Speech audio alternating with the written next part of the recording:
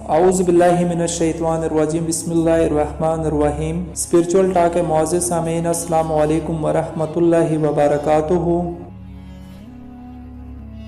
Franklin अपनी सवां उम्री में लिखता है कि 7 साल की उम्र में मैंने बहुत दिनों में कुछ पैसे जमा किए।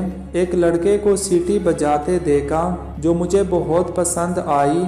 वो तमाम पैसे देकर सीटी उसे खरीद ली और खुशी के मारे फूला ना समाया। घर आकर मालूम हुआ कि मैंने इस पर असल कीमत से चौगने दाम खर्च किए हैं, जिनसे कई और खिलौने खरीद सकता था। मैं रंज के मारे रोने लग गया और मेरा ये अफसोस उस खुशी से कहीं ज्यादा था। लेकिन इस छोटे से वाकया ने मेरे दिल पर एक देरपा असर कायम रखा। यानी कई दफ़ा जब मुझे किसी गैर ज़रूरी चीज़ खरीदने की तरगीब होती तो मैं अपने आप से कहता, सिटी के लिए कीमत से ज्यादा मत खर्च करो और अपना रुपया बचा लेता। जब मैं बड़ा होकर दुनिया में दाखिल हुआ तो मुझे मालूम हुआ कि दुनिया ऐसे बेवकूफ़ों से भरी पड़ी है जो सिटी की कीमत से ज़्यादा इस पर खर्च करते हैं। जब मैं किसी तालिब शोहरत को देखता कि महज हसूल शोहरत की गर्ज से वो मुल्की मामलात में शोर गुल मचाता और अपने कारोबार में तगाफुल करके